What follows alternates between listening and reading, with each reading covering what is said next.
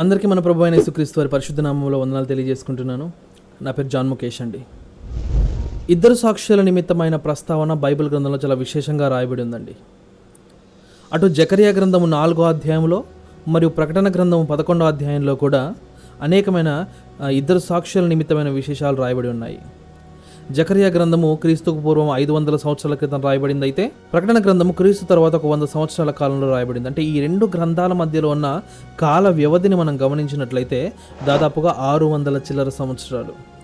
దేవుడు ఒక విషయాన్ని ప్రస్తావించి జకర్యా గ్రంథంలో మరలా 600 సంవత్సరాల తర్వాత ప్రకటన గ్రంథంలో అదే విషయానికి సంబంధించిన అనేకమైన ఇతర విశేషాలను కూడా మనకు తెలియజేయడానికి ప్రయత్నం చేశారంటే దేవుడు ఈ యొక్క ఇద్దరు సాక్షుల నిమిత్తమైన విశేషాలను మనకు తెలియజేయడానికి ఎంత స్పష్టమైన ప్రణాళిక కలిగి ఉన్నారనే విషయాన్ని మనము అర్థం చేసుకోవాల్సిన అవసరం ఉంది. అలా అర్థం చేసుకునే క్రమంలో మనము మర్చిపోకూడని ఒక విషయం ఏమిటంటే దేవుడు తన యొక్క మహాజ్ఞానాన్ని మనుషుల మధ్యలోకి ప్రవేశపెట్టేటప్పుడు ఆ జ్ఞానాన్ని మనుషులమైన మనము అందుకోలేము కాబట్టి ఆ విషయాలన్నింటినీ ఉపమాన రూపకముగా మాట్లాడుతూ ఉంటారు. అలా మాట్లాడి అనేకమైన సూచనలు మనం దాన్ని అర్థం చేసుకోవడానికి మనకి మరలా ఇస్తూ ఉంటారు. మనము ఆ ఉపమానాన్ని సూచనల ద్వారా సరిగా అర్థం చేసుకోలేకపోతే దేవుని ఉద్దేశాన్ని మనం సరిగా అర్థం చేసుకోలేము. అలానే ఇద్దరు సాక్షుల విషయంలో కూడా దేవుడు ఉపమాన రూపకముగా మాట్లాడిన అనేకమైన విశేషాలను సరిగ్గా అర్థం చేసుకోలేని అనేక మంది సహోదరులు అనేకమైన భిన్నాభిప్రాయాలు ఈ యొక్క ఇద్దరు సాక్షుల విషయంలో కలిగి ఉన్నారండి. కొంతమంది ఈ యొక్క ఇద్దరు సాక్షులు మోషే ఏలియాలని మాట్లాడుతూ ఉంటే, కొంతమంది ఏమో యేసుక్రీస్తు వారు పరిశుద్ధాత్ములే ఈ యొక్క ఇద్దరు సాక్షులని మాట్లాడుతూ ఉంటారు. కొంతమంది ఏమో ఈ ఇద్దరు సాక్షులు హానోకు ఏలియాలు అని మాట్లాడుతూ ఉంటారు. దేవుడు మాట్లాడదలుచుకున్నది ఒకటే సత్యం అయితే అనేక మందికి అనేకమైన భిన్నాభిప్రాయాలు కలుగుతున్నాయి. ఎందుకంటే దేవుడు మాట్లాడిన ఉపమానాన్ని దాటి తమ సొంత ఊహను బట్టి మాట్లాడేవారు కొంతమంది అయితే, దేవుడు మనతో మాట్లాడిన ఉపమానాన్ని సరిగా అర్థం చేసుకోలేక అపార్థం చేసుకునేవారు కొంతమంది. కనుక ఈరోజు మనము దేవుడు మనతో మాట్లాడిన ప్రతి విశేషాన్ని మనం జాగ్రత్తగా కన్సిడర్ చేసుకుంటూ ఈ ఇద్దరు సాక్షులు ఎవరై ఉంటారనే విశేషాన్ని చాలా స్పష్టంగా వాక్యాధారంగా అర్థం చేసుకోవడానికి ప్రయత్నం చేద్దాం. ఇలా ప్రయత్నం చేసే క్రమంలో ప్రతి విషయాన్ని వాక్యాధారంగా మాట్లాడడానికి నేను ప్రయత్నం చేయుచుండగా మీరందరూ తప్పకుండా నేను మాట్లాడుతున్న మాటలు అలాగ ఉన్నవా లేవా అని వాక్యాధారంగా దానిని పరీక్షించి అర్థం చేసుకోవడానికి ప్రయత్నం చేయాలని క్రీస్తు వారి నామంలో మిమ్మల్ని అందరినీ వేడుకుంటున్నాను.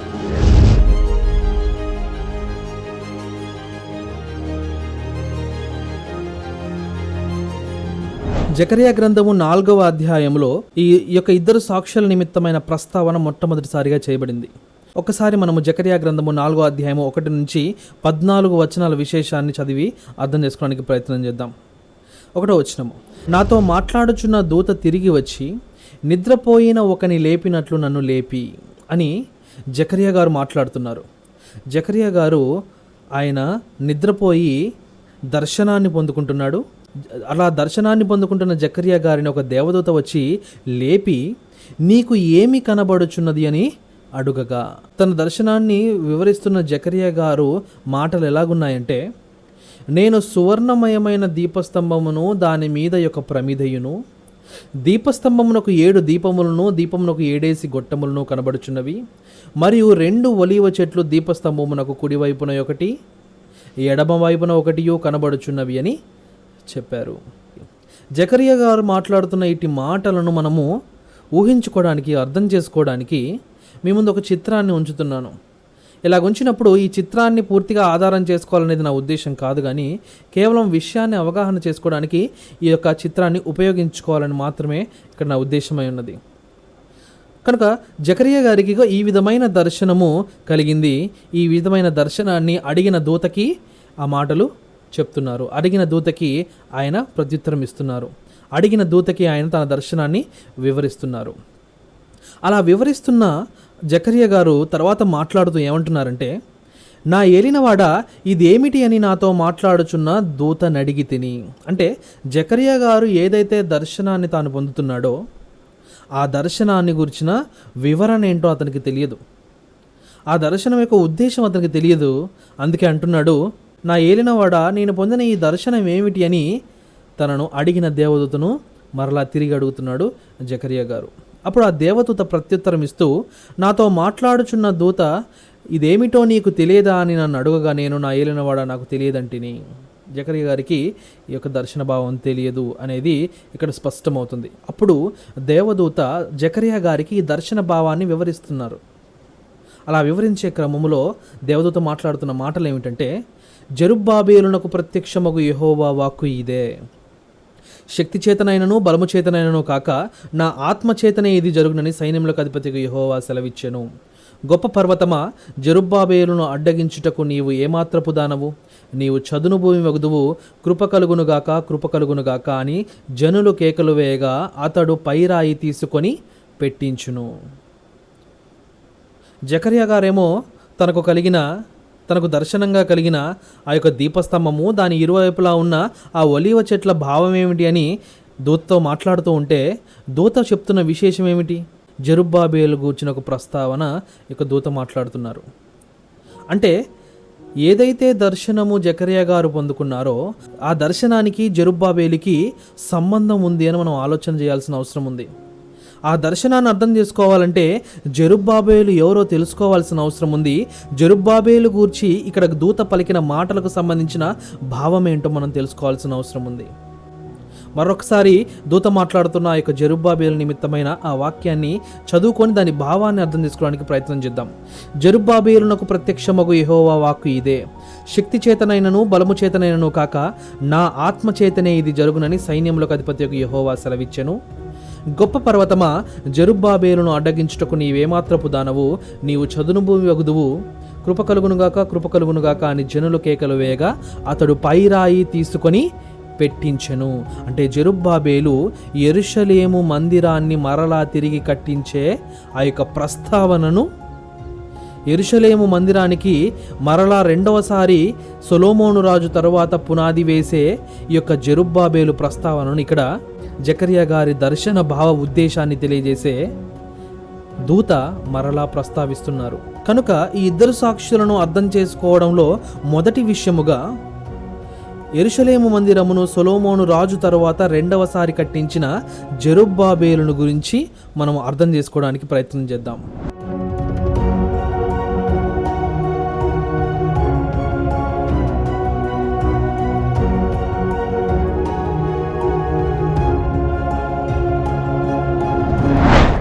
జెరుబ్బాబేలు ఎవరు అనే విషయాన్ని మనం అర్థం చేసుకోవాలంటే ఒక చిన్న చరిత్రను మీతో ప్రస్తావించాల్సిన అవసరం ఉంది. మనందరికీ తెలుసు, దావీదు తర్వాత ఇశ్రాయేలు మీద సొలొమోను గారు రాజుగా ఎన్నుకోబడ్డారు. కానీ సొలొమోను గారి తర్వాత ఇశ్రాయేలు రాజ్యము 2 విభాగాలుగా విభజింపబడింది. ఒకటి 10 గోత్రాలకు సంబంధించిన ఇశ్రాయేలు, రెండవది మిగిలిన 2 గోత్రాలకు సంబంధించిన యూదా రాజ్యము. ఆ తర్వాత ఇలాగ విభజింపబడిన రాజ్యాలు వేర్వేరు రాజుల ద్వారా పాలింపబడ్డాయి. కొన్ని దినాలు గడిచిన తరువాత ఈ రాజులందరూ దేవునికి హేయులుగా ఉన్నందున దేవుడు ఇశ్రాయేలీయుల యొక్క రాజులను, వారి రాజ్యాధికారాలను తీసివేసి బబులోను సామ్రాజ్యపు బానిసలుగా ఇశ్రాయేలును చేసిన చరిత్ర మనందరికీ తెలుసు. అయితే బబులోను సామ్రాజ్యం కింద 70 సంవత్సరాల బానిసత్వాన్ని అనుభవించిన ఇశ్రాయేలీయుల్లో నుంచి జెరుబ్బాబేలు అని ఒక ప్రత్యేకమైన వ్యక్తిని ఏర్పాటు చేసుకొని దేవుడు మరలా ఇశ్రాయేలీయుల మీద ఈ జెరుబ్బాబేలును రాజుగా నియమించారు. ఇక్కడ గమనించాల్సిన విశేష అంశం ఏంటో తెలుసా అండి? ఈ జెరుబ్బాబేలు అనే వ్యక్తి వారసత్వాన్ని బట్టి రాజ్యాధికారం పొందుకోలేదు. ఇతను సొలొమోను సంతతి వాడు కాదు. అయినప్పటికీ జెరుబ్బాబేలు రాజుగా నియమింపబడ్డాడు. ఈయన దావీదుకు వేరొక కుమారుడైన నాతాను నుండి పుట్టిన నేరీకి కలిగిన కుమారుడు. ఎందుకు మరి దేవుడు వారసత్వం కాని ఈ యొక్క జెరుబ్బాబేలుకు రాజ్యాధికారం ఇచ్చాడంటే, వారసత్వం ఉన్న రాజులు దేవునికి వ్యతిరేకులైనందున, యోగ్యులు కానందున, యోగ్యతను బట్టి జెరుబ్బాబేలుకు వారసత్వం లేనప్పటికీ రాజ్యాధికారం ఇవ్వబడింది. జకరియా గారి దర్శనానికి జెరుబ్బాబేలుకు సంబంధం ఏమిటి అని అర్థం చేసుకునే క్రమంలో అసలు జెరుబ్బాబేలు యొక్క ప్రత్యేకత ఏమిటి అని మనం అర్థం చేసుకోగలిగాం. అతను శరీరాన్ని బట్టి అధికారం పొందుకోలేదు, కానీ యోగ్యతను బట్టి అధికారాన్ని పొందుకున్నాడు. అతను శరీరాన్ని బట్టి సొలొమోను కట్టించిన మందిరాన్ని నిర్మించలేదు, కానీ యోగ్యతను బట్టి సొలొమోను యొక్క మందిరాన్ని పునర్నిర్మాణం చేసిన వ్యక్తిగా మన ముందు కనిపిస్తున్నారు. దేవుడు ఎందుకు జెరుబ్బాబేలు ప్రస్తావన చేశారంటే ఈ జెరుబ్బాబేలు యేసుక్రీస్తు వారి యొక్క ఉపమాన సూచిక. ఏ విధంగా అయితే జెరుబ్బాబేలు శరీరమును బట్టి కాక యోగ్యతను బట్టి రాజ్యాధికారాన్ని సంపాదించారో, యేసుక్రీస్తు వారు కూడా శరీరమును బట్టి కాదు కానీ ఆయన యొక్క యోగ్యతను బట్టి రాజ్యాన్ని ఆ తర్వాత స్థాపింపబోచున్నాడు. ఈ విషయం ఇంకా జకర్యా గారికి తెలియదు. అందుకే ఆయనకు జెరుబ్బాబేలు ఉపమానము ద్వారా ఈ యొక్క కళ భావాన్ని, దర్శన భావాన్ని దేవదూత తెలియజేస్తున్నారు. మరొక విషయం ఏమిటంటే, ఏ విధంగా అయితే జెరుబ్బాబేలు శరీరమును బట్టి కాక యోగ్యతను బట్టి దేవుడి మందిర నిర్మాణానికి ఆయన ఏర్పాటు చేయబడ్డాడో, యేసుక్రీస్తు వారు కూడా శరీరమును బట్టి కాదు కానీ తన యొక్క యోగ్యత అధికారమును బట్టి దేవుని మందిరాన్ని స్థాపించి దాన్ని ముగించే బాధ్యతను ఆ తరువాత రాబో దినములలో తీసుకుంటాడనే విషయం జకర్యా గారికి తెలియదు. కాబట్టి ఉపమాన రూపకముగా జెరుబ్బాబేలును దూత జకర్యా గారితో ప్రస్తావిస్తున్నారు. దాంతోపాటు కొన్ని విశేషమైన విషయాలు మీ ముందు ఉంచుతున్నాను. జకర్యా గ్రంథంలోని అదే అధ్యాయము 14వ వచనంలో మాట్లాడబడుతున్న ఒక స్పష్టమైన మాట ఏమిటంటే, అతడు వీరిద్దరూ సర్వలోకనాథుడగు యెహోవా యొద్ద నిలబడుచు తైలము పోయువారై ఉన్నారనెను. అంటే ఏదైతే దర్శనాన్ని జకర్యా గారు పొందుకుంటున్నారో ఆ దీపస్తంభము, రెండు పక్కల ఉన్న ఆ రెండు ఒలివ చెట్లు, వీరందరూ సర్వలోకనాథుడగు యెహోవా ఎదుట నిలబడుచు తైలము పోయువారు. అంటే వీరందరూ, ఈ ఇద్దరు సాక్షులు ఎవరి ముందు నిలబడ్డారు? సర్వలోకనాథుడగు యెహోవా ముందు నిలబడ్డారు. ఇది సంపూర్ణ దర్శనము. సర్వలోకనాథుడగు యెహోవా ఆయన ముందు దీపస్తంభము, ఆ దీపస్తంభము ఇరువైపులా రెండు ఒలివ చెట్లు, వారే ఇద్దరు సాక్షులు. అందుకే ఇద్దరు సాక్షుల గురించి మనం అర్థం చేసుకోవాలంటే వారు ఎవరి ముందు నిల్చున్నారనే విషయాన్ని మనము అర్థం చేసుకోవాల్సిన అవసరం ఉంది. కనుకనే దూత ముందుగా ఈ సర్వలోకనాథుడగు యెహోవాను గురించి మాట్లాడుతున్నాడు. మరి సర్వలోకనాథుడగు యెహోవా అని ఇక్కడ మాట్లాడబడినప్పుడు ఇది యేసుక్రీస్తు వారు అని మనం ఎలాగ నిర్ధారణ చేయగలము? ఇలాగ నిర్ధారణ చేయాలంటే ప్రకటన గ్రంథంలో మనతో మాట్లాడబడిన ఇదే దర్శనానికి సంబంధించిన మరిన్ని విశేషాలను గురించి మనం ఆలోచన చేసినప్పుడు మనకు అర్థమవుతూ ఉంటాయి. ప్రకటన గ్రంథము 11వ అధ్యాయము 4వ వచనములో ఇందాక వారిద్దరూ సర్వలోకనాథుడగు యెహోవా ఎదుట నిలిచి ఉన్న సాక్షులుగా మాట్లాడబడితే, ఇక్కడేమో వీరు భూలోకమునకు ప్రభువై ఉన్న వాని ఎదుట నిలిచిచున్న రెండు ఒలీవ చెట్లు. అక్కడ జకర్యా గ్రంథములోనేమో సర్వలోకనాథుడగు యెహోవా ముందు నిల్చుని ఉన్న రెండు ఒలీవ చెట్లను రాయబడితే, ఇక్కడ ప్రకటన గ్రంథములో భూలోకమునకు ప్రభువైన వాని ఎదుట నిలుచుచున్న రెండు ఒలీవ చెట్లు అని రాయబడ్డాయి. ఇందాక మనము జెరుబ్బాబేలు గురించి ఆలోచన చేసినప్పుడు ఈ దర్శనంలో యేసుక్రీస్తు వారి సూచన కూడా ఉన్నదని ఆలోచన చేశాం కదా. దాన్ని రూఢీపరుస్తూ ఇక్కడ ప్రస్తావింపబడిన భూలోకమునకు ప్రభువైన వాడు ఎవరు అనే విషయాన్ని స్పష్టపరుస్తున్న 8వ వచనాన్ని మీ ముందు చదివి వినిపిస్తున్నాను. వారి శవములు ఆ మహాపట్టణపు సంత వీధుల్లో పడి ఉండును. వానికి ఉపమాన రూపకముగా సొదొమ అనియు ఐగుప్తు అనియు పేరు. అచ్చట వారి ప్రభువు కూడా సిలువ వేయబడెను. అచ్చట వారి ప్రభువు కూడా సిలువ వేయబడెను. అంటే ఈ ఇద్దరు సాక్షులు ఏ భూలోకమునకు ప్రభువైన వాని ముందు నిలబడి ఉన్నారో ఆ ప్రభువే సిలువ వేయబడ్డాడు. అంటే ఈ ప్రభువు ఎవరు అంటే యేసుక్రీస్తు వారు. జకర్యా గ్రంథములో మాట్లాడబడిన సర్వలోకనాథుడగు యెహోవా ఎవరంటే యేసుక్రీస్తు వారు. అనగా యేసుక్రీస్తు వారి ముందు దీపస్తంభం ఉంది. దీపస్తంభము ఇరువైపులా ఇద్దరు సాక్షులుగా రెండు ఒలీవ చెట్లున్నాయనే ఈ యొక్క ఉపమాన సారాంశమును ఇప్పటి వరకు వాక్యాధారంగా అర్థం చేసుకోగలిగాము. మరి అనేక మంది ఈ ఇద్దరు సాక్షుల్లో ఒకరు యేసుక్రీస్తు వారు, ఒకరు పరిశుద్ధాత్మ అంటున్నారంటే వారు పూర్తి విషయాన్ని అర్థం చేసుకోలేక ఇద్దరు సాక్షులలో యేసుక్రీస్తు ఉన్నారని భ్రమపడుతున్నారు. కానీ ఆ ఇద్దరు సాక్షులు యేసుక్రీస్తు వారి ఎదుటనే ఉన్నారనే విషయాన్ని గ్రహించలేకుండా ఉన్నారు. ప్రియులరా, యేసుక్రీస్తు వారి ముందు నిలిచి ఉన్న ఆ దీపస్తంభం యొక్క అర్థం ఏమిటి?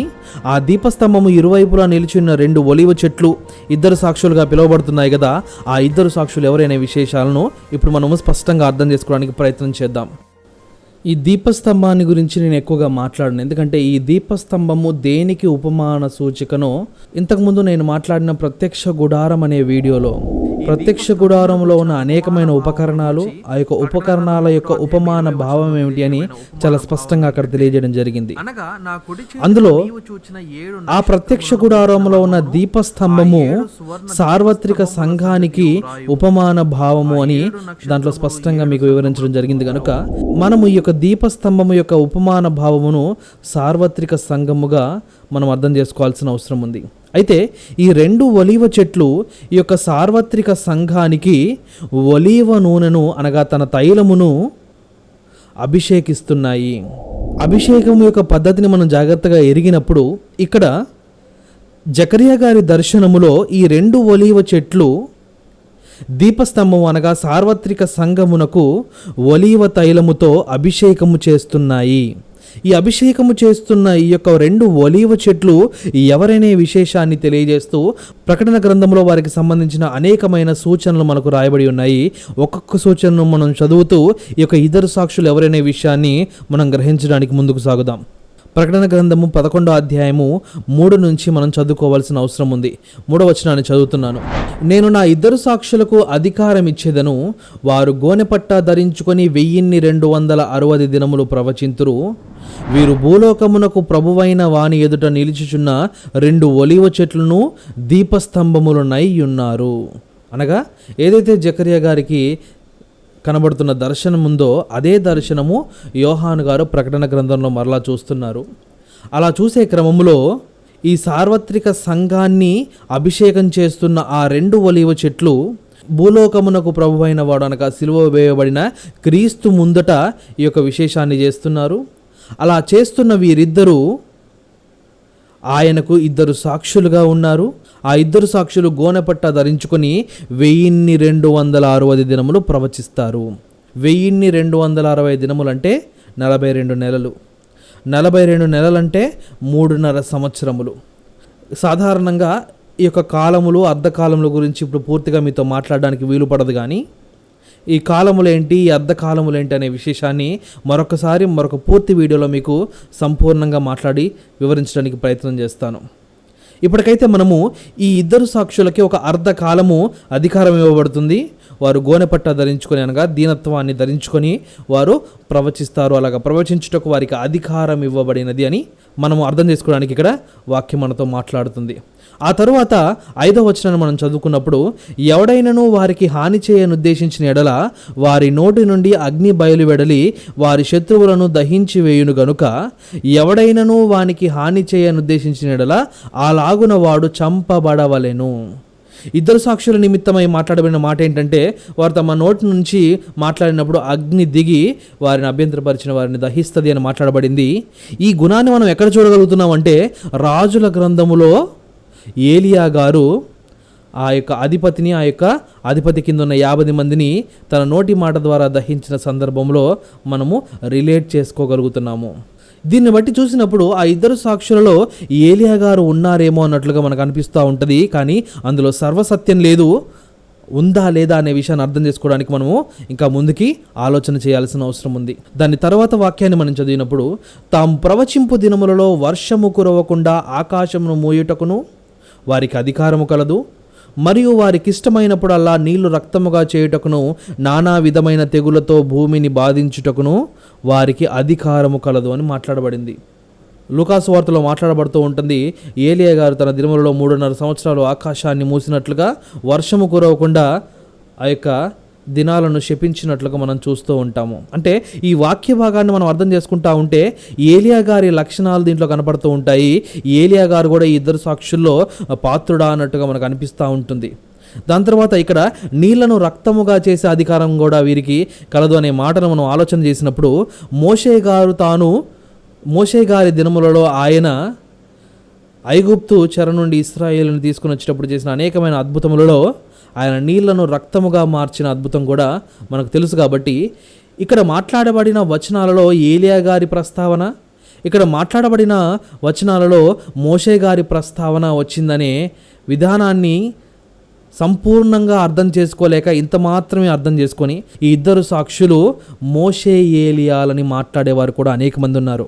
కానీ ప్రియులారా, మోషే ఏలియాలను గూర్చిన సూచనలు ఇందులో కనబడుతున్నాయి, కానీ ఇవి కేవలం మోషే ఏలియా గురించి మాట్లాడినవా, లేకపోతే ఇందులో ఇంకా ఏవైనా సంపూర్ణ అర్థం ఉందా అని మనం అర్థం చేసుకోవాలంటే మనకు సహాయం ఎక్కడి నుంచి కలగాలి?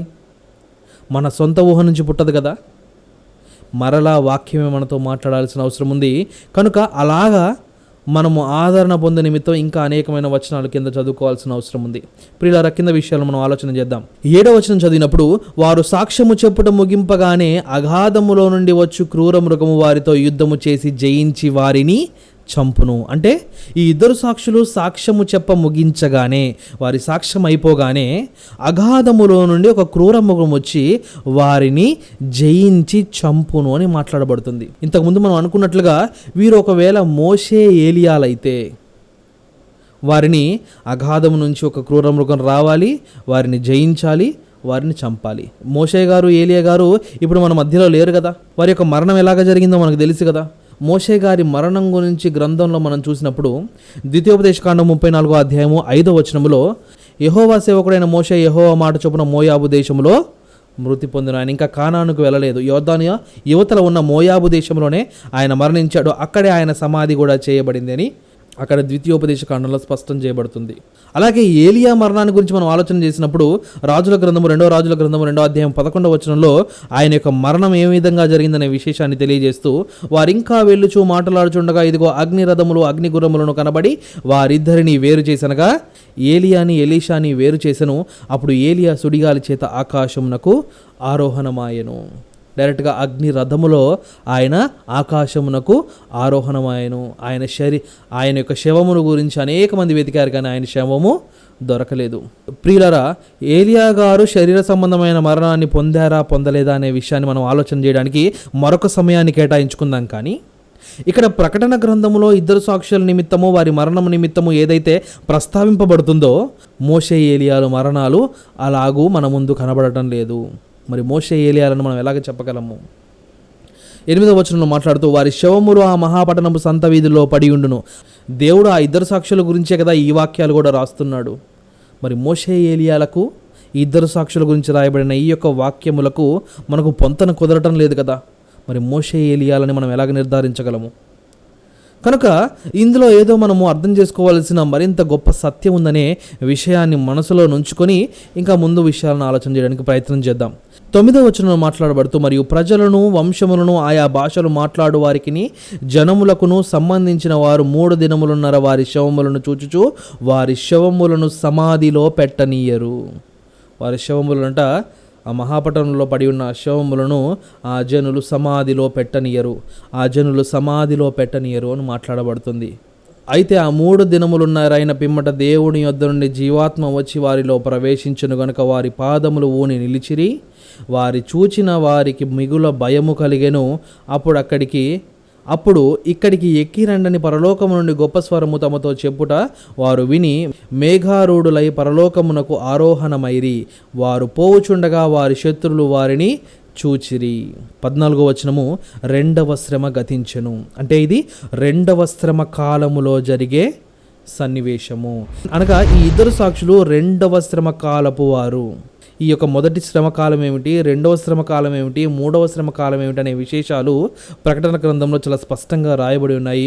వాటిని గురించి ఇప్పుడు మనం మాట్లాడడానికి సమయము చాలదు, కానీ ప్రత్యేకంగా ఎప్పుడైనా మరలా వీటి నిమిత్తమైన విషయాలను అర్థం చేసుకోవడానికి ప్రయత్నం చేద్దాం. ఈ శ్రమకాలాలను గురించిన విశేషాలను అర్థం చేసుకోవడానికి ప్రయత్నం చేద్దాము. అయితే మనం గమనించదగిన విషయం ఏంటంటే, ఈ ఇద్దరు సాక్షులు 2వ శ్రమ కాలానికి సంబంధించిన వారు ఆ మహాపట్టణంలో చంపబడతారు. చంపబడిన వారి శవములను ఆ భూజనులు సమాధిలో పెట్టనీయరు. కొంతకాలమైన తరువాత దేవుని ఆత్మ వచ్చి వారిలో నిలుస్తుంది. వారు పాదములు ఊని నిలుతురు. ఆ తర్వాత ఆకాశ మేఘారూరులై పరలోకమునకు ఎక్కిపోవుటకు వారికి పిలుపు దొరుకుతుందనే విశేషాన్ని ఈ ఇద్దరు సాక్షుల యొక్క సూచనలుగా మనకి ప్రకటన గ్రంథములో చాలా స్పష్టంగా తెలియజేయబడుతున్నాయి. ప్రియులారా, వీరు కేవలము మోషే ఏలియాలనే అంతవరకు మాత్రమే మనం ఆగిపోతే మనము ఈ ఇద్దరు సాక్షుల నిమిత్తమైన విశేషాన్ని ఎరగడంలో సంపూర్ణ స్థితిలో లేము. కనుక ఇప్పుడు ఇన్ని సూచనలను దేవుడు మనకిచ్చినప్పుడు ఈ సూచనలను ఆధారం చేసుకొని సంఘమును తమ యొక్క తైలముతో, అనగా ఒలీవ తైలముతో అభిషేకించుచున్న ఆ ఇద్దరు సాక్షులు ఎవరు అనే విశేషాన్ని అర్థం చేసుకోవడానికి మనం ఇప్పుడు ప్రయత్నం చేద్దాం. ఈ ఇద్దరు సాక్షులు మోషే ఏలియాలు కాదు అనే విషయం సత్యమే కానీ ఈ ఇద్దరు సాక్షుల గురించిన విశేషాన్ని ఎరగడానికి మోషే ఏలియాలు సూచనలుగా ఉన్నారనే విషయాన్ని మనము ప్రత్యేకంగా అర్థం చేసుకోవాలి. ఆ సూచనలు ఏంటంటే, ఏలియా గారు తన జీవిత విధానములో, ఏలియా గారు తన బ్రతుకు దినములలో తన సర్వస్వాన్ని పరిత్యజించి అడవిలో బ్రతుకుచు యెహోవా యొక్క సేవకుల తరపున లోకముతో యుద్ధము చేసిన విధానము ఏలియా గారు తన జీవితంలో కలిగి ఉంటే, మోషే గారేమో దేవుని యొక్క ప్రజలను కాయిచు వారిని దేవునిలో నడిపించే విధానాన్ని తన జీవితం ముందు కలిగి ఉన్నారు. అందుకే ఆ తరువాత వారి యొక్క వ్యక్తిత్వానికి సంబంధించిన కొనసాగింపు మనకి బాప్తిస్మమిచ్చు యోహానులోను యేసుక్రీస్తు వారిలోనూ కనబడుతున్నాయి. బాప్తిస్మమిచ్చు యోహానేమో మార్గము సరళము చేయువాడైతే, యేసుక్రీస్తు వారు మనుషులను ఆ మార్గములో తనతో పాటు నడిపించేవారు. తానే స్వతహాగా మార్గమై ఉన్నారు. ఒకరి వ్యక్తిత్వము అన్యులను దేవుని వైపుగా మరలినట్లు చేసేవారైతే, ఇంకొకరి వ్యక్తిత్వము దేవుని వైపు మరలిన వారిని దేవునిలో కాచేవారు. ఈ రెండు విషయాలు సంఘం యొక్క సిద్ధపాటుకు, సంఘం యొక్క స్థాపనకు చాలా ముఖ్యమైన విషయాలని మనం సామాన్యంగా ఆలోచన చేస్తే మనకు అర్థమవుతూ ఉంటుంది కదా. వీరు కేవలము ఇద్దరు మనుషులు కాదు, రెండు స్వభావ సాక్ష్యములు. ఒకరు సంఘము వైపుకు మనుషులను తిప్పేవారు, అనగా మనుషులను పట్టు జాలరులైతే, మరొకరు పట్టబడిన సంఘమును కాచే కాపరులుగా మన ముందు కనపడతా ఉన్నారు. ఈ రెండు సాక్ష్యాలు ఒకే మనిషి కూడా కలిగి ఉండొచ్చు. ఒకడు సువార్థికుడై ఆ తర్వాత సంఘ కాపరిగా కూడా ఉండవచ్చు. ఈ రెండు విషయాలే కదా సంఘములోనికి మనుషులను నడిపించుచున్నవి, దేవునిలో మనుషులను స్థిరపరచుచున్నవి అనే విషయాన్ని మనం గ్రహించాల్సిన అవసరం ఉంది. ఇప్పుడు నేను మాట్లాడిన ఈ మాటలను మరింత బలపరుచుకొనుటకు మనం వాక్యముతో దీనిని సరిపోల్చుకోవాల్సిన అవసరం ఉన్నది. ఒకసారి ప్రకటన గ్రంథములో నేను మాట్లాడిన ఇటు విషయాలకు దేవుడు మాట్లాడిన మాటలకు పోలిక ఉన్నదా లేదా అని కంపారిటివ్ స్టడీ చేయడానికి ప్రయత్నం చేద్దాం. ప్రకటన గ్రంథంలో మాట్లాడబడుతూ ఉపమాన రూపకంగా మాట్లాడబడిన ఈ ఐగుప్తు అను ఈ యొక్క మహాపట్టణము దేవునికి వ్యతిరేకమైన ప్రజలకు సంబంధించినదని, ఎవరైతే దేవుని దాసులు ఉన్నారో ఈ పట్టణము వారికి వ్యతిరేకంగా ఉంటుందని, అది వారిని చంపుతుందని. ఆ తర్వాత కీర్తనల గ్రంథము 79వ అధ్యాయము 1-2 వచనాలు మనం పరిశీలన చేసినప్పుడు, దేవా, అన్యజనులు నీ స్వాస్థ్యములోనికి చొరబడి ఉన్నారు, వారు నీ పరిశుద్ధాలయమును అపవిత్రపరిచి ఉన్నారు, యెరూషలేమును పాడు దిబ్బగా చేసి ఉన్నారు, వారు నీ సేవకుల కళేబరములను ఆకాశ పక్షులకు ఎరగాను, నీ భక్తుల శవములను భూజంతువులకు ఆహారముగాను పారవేసి ఉన్నారు. ఒకడు నీళ్లు పోసినట్లు యెరూషలేము చుట్టూ వారి రక్తము పారబోసి ఉన్నారు, వారిని పాతిపెట్టు వారెవరునూ లేరు. అనగా దేవుని యొక్క సేవకుల యొక్క శవములు ఆకాశ పక్షులకు భూజంతువులకు వేయబడతాయి, వారి శవములు పాతి పెట్టబడవు అని మాట్లాడబడుతున్నారు. ఈ ఇద్దరు సాక్షులని పిలువబడిన రెండు సాక్షి స్వభావములు కలిగిన దేవుని సేవకులను సమాధిలో పెట్టనివ్వరు అనే విశేషాన్ని మనం జాగ్రత్తగా అర్థం చేసుకున్నప్పుడు, వారి శవములు సమాధిలో పెట్టబడే అంత శాంతికరమైన మరణం వారికి కలుగదు అనే విశేషం మనకి స్పష్టమవుతా ఉంది.